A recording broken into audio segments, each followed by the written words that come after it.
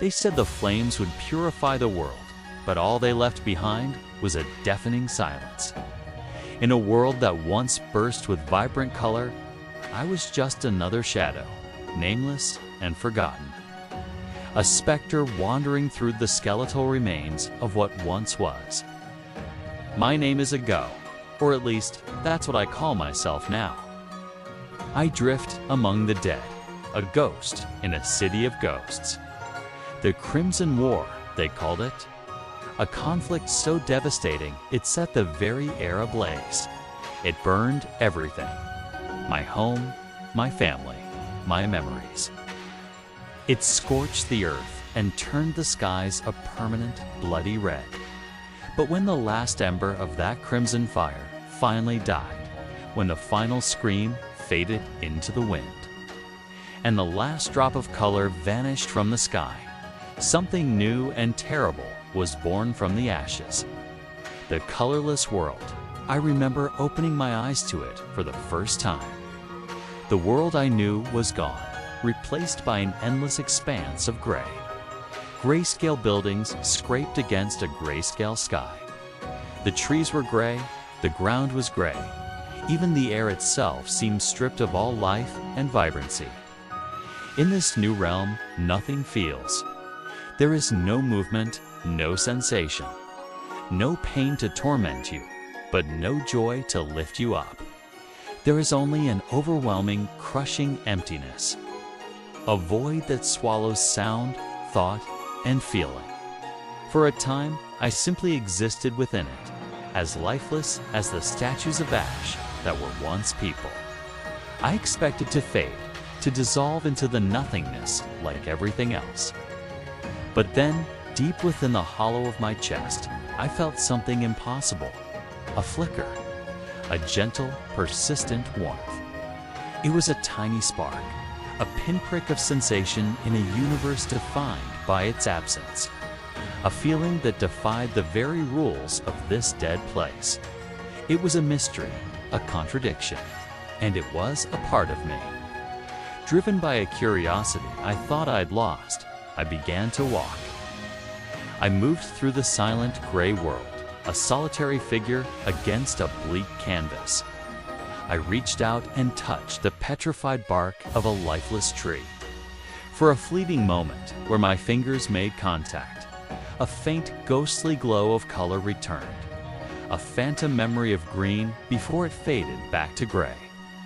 I touched a frozen stream, and a whisper of blue shimmered on the surface before vanishing. This spark within me. It was a remnant of the old world, a connection to what was lost. Why do you still burn? The voice was not a sound, but a thought that echoed directly in my mind, cold and ancient. It slithered from the deepest shadows, a presence as old as the emptiness itself. Before me, the gray mist coalesced, forming a towering, indistinct figure. It was the keeper of the void, the silent guardian of all this nothingness. Its voice, a hollow echo, resonated with the finality of a sealed tomb. Here, all flames die. All colors fade. You should not exist. The sheer weight of its presence was suffocating. A pressure that sought to extinguish the tiny flame in my soul. Every instinct screamed at me to surrender, to let the spark die and finally embrace the peace of the void. But looking at this guardian of despair, something else rose within me. Not anger, not fear, but a quiet, unshakable resolve.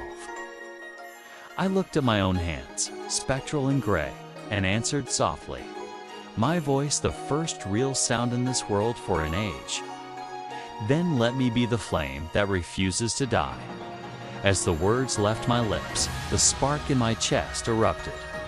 The energy surged through me, not with the destructive heat of the Crimson War, but with a new kind of power. I raised my hand, and from my palm, a fire ignited. But this fire had no color. It wasn't the angry red of destruction, or the calming blue of life. It was a pure, brilliant white light, a flame beyond emotion, beyond chaos. It was the fire of existence itself. The keeper of the void recoiled, not in pain, but in sheer disbelief. It had never encountered a force like this. It unleashed the shadows, tendrils of pure despair and oblivion that had swallowed stars. They swarmed towards me, a tidal wave of nothingness meant to snuff out my light. But my colorless flame met them head-on. It didn't fight the darkness, it consumed it. The shadows of despair were unmade, erased by a light that was their perfect opposite. For the first time since the world ended, light returned. Not the warm, colored light of a sun, but a clear, infinite brilliance that filled every corner of the void.